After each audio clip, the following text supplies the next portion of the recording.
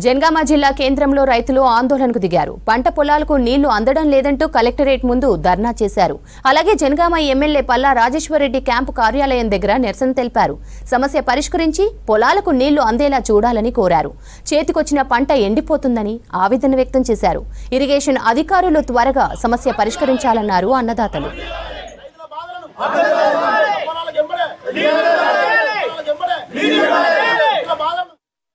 నీరు విడుదల చేస్తే మాకు పంటలు పండుతాయి. లేకపోతే 18 గ్రామాలు ఉంటాయి.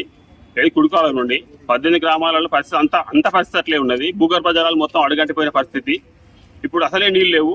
300 ఫీట్ల బోర్లో కూడా నీళ్ళు లేని పరిస్థితి ఉన్నది. అలా అన్ని చిరుపొట్ట దశలో ఉన్నాయి. వ్యవసాయం ప్రతి పంట ఏ పంట చూసినా కూడా చిరుపొట్ట దశ పొట్ట దశలో ఉన్నాయి.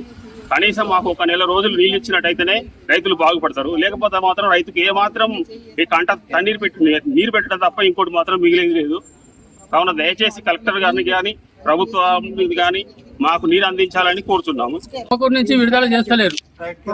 అక్కడ ఎక్కడ పెడుతున్నా ఇంకా మాకు గానుపాడు, పెదపాడు, వెంకిరాల, గోపురాస్పల్లి, మరిగడి ఇవన్నీ ఆ నీరు వడ్లకొండ ఇవన్నీ ఆ నీరుతోటే మాకు సౌకర్యం అవుతుంది.